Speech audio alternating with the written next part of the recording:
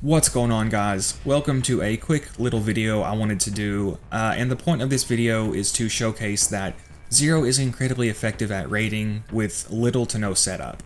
So some of these kills will be legitimate, some of them will be bore kills, but they all basically serve to prove the point that Zero is so good at raiding that, again, with little or sometimes even no setup at all, he can beat most of the raids in under 1 minute. Now, in this video, I do 8 of the 11 raids. I do all of them in under 1 minute except for the dragons here. The ones that I don't do are Crawmerax and Dexiduous. They are hard to speed kill because of the mechanics of the fight.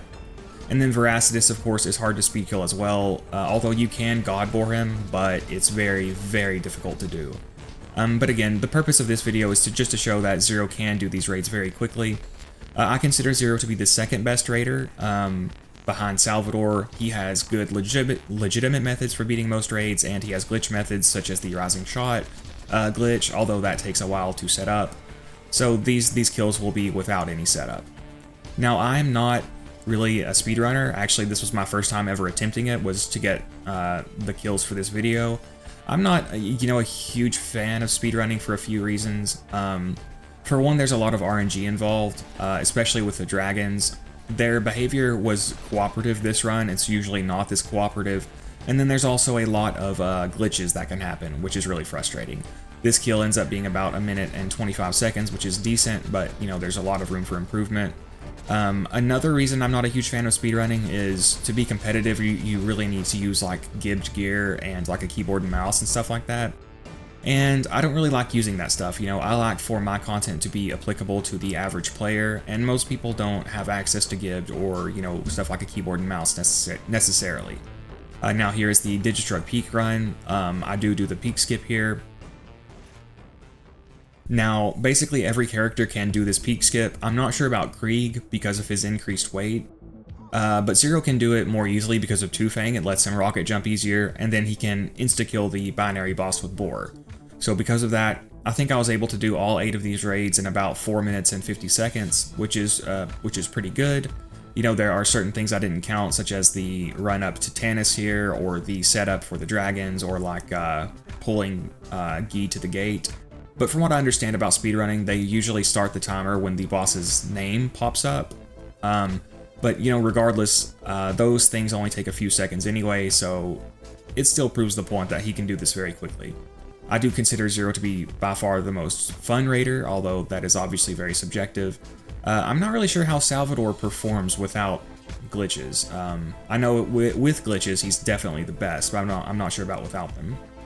But there's OP10 Digistruct Peak in less than 1 minute. This is a really good way to farm Pearlescence. This this skip is kind of difficult to do, but it took me about an hour to learn how to do it, but now I can do it very consistently. And now here we are with Pyro Pete. This is probably the run that has the most room for improvement. It is not a very good time, but it was sub 1 minute, which was mainly what I was going for. I may come back down the road and, use gibbed gear and stuff like that and try to beat these times, because like I said, there's a lot of room for improvement here. But, overall, I don't really like doing that because, like I said, I just like for the average person to be able to theoretically replicate the content they see on my channel. And obviously, if you're using perfect gibbed gear, that's not going to be the case. Now, Pete running at you like that is very good. You can get a lot of stacks up when he does so. And as I said, there is a lot of RNG involved in these fights, which is another reason I'm not a huge fan of speedrunning. Like, I would rather just fight through the mistakes and just keep going and try to get the win. But obviously, if you're speedrunning, if you make a mistake or, something doesn't go according to your script, you need to start over, which I'm just not a huge fan of. So that was about 57 seconds, and we will move on to Terramorphous here. You might have noticed by now, each run does get faster than the one before it. Now, this Terramorphous kill could have been done a bit better. His behavior here really confused me. I've never really seen Terramorphous behave this way, so I was not prepared to take advantage. Because he rises like 3 times in a row, and he also dips back down very quickly. So it just kind of confused me, and I ended up not fully executing.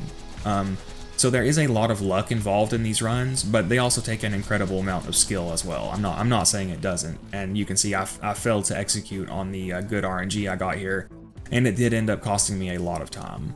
Like I said, maybe I can come back down the road and try to get some better times, but for the purposes of this video, these runs were plenty good enough.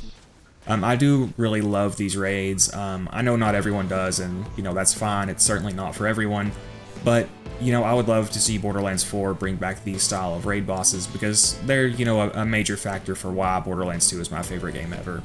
Obviously, they have some, you know, they needed polished a bit, but you know, I do overall still really like them. And then of course Hyperius can be bored very easily. You just want to gather the bots all up around him, and then I found the Pimpernel to be the most effective method, so we got him in about 16 seconds there.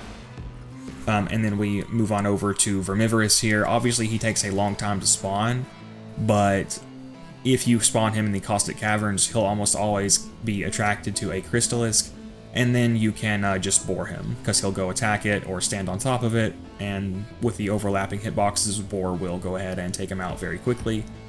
You can see he should land in any second, and I was in fight for your life, so I was lucky he landed that quickly, but we got it done in about 13 seconds.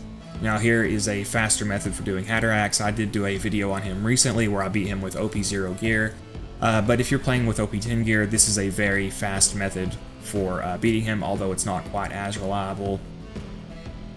And you know, I have beat all these raids legitimately. I will show a montage of that at the end of this video, and I will cover those legitimate methods more in that full rating guide. You know, again, I understand this content is not for everyone, and that's fine, but I do personally really enjoy it, especially as Zero. He's just a ton of fun to raid with, and just a ton of fun in general. Like I said, I think the total time for these raids was about 4 minutes and 50 seconds. And with Crawmerax, he does have those invulnerability phases, which make it harder to speed kill him. Dexiduous has the boils, and then Voracidous is just Voracidous. So those three are harder to speed kill. Like I said, Voracidous can be god bored, but the video I found of the guy doing it, he said it took him about 3 to 6 hours to do it one time. So even though it can be done, it's a big time sink, so kind of goes against the purpose of this video, which was to show, you know, basically how quickly Zero can do these runs. So we gate crush Gee there, and then we'll be on to the montage of legitimate kills. Like I said, I will, in the full rating guide, I will cover both legitimate and glitch methods for beating these raids. Vermivorous is easier to spawn in the creature dome, by the way. Beat Hyperius with melee. Master Gee, you just have to let the timer tick down, basically. And then Pete. Pete is Pete. He's pretty easy to beat, although he's still a lot of fun. And then Voracidous I beat with melee. You know, no gibbed gear or anything, so it took a long time and it was very, very difficult. But I will let the video finish out. I do hope you guys have enjoyed the video. Like I said, I just wanted to show how effective Zero is at raiding, even with little to no setup. But yeah, I hope you guys enjoyed the video. I do hope to see you next time, and have a good day, guys.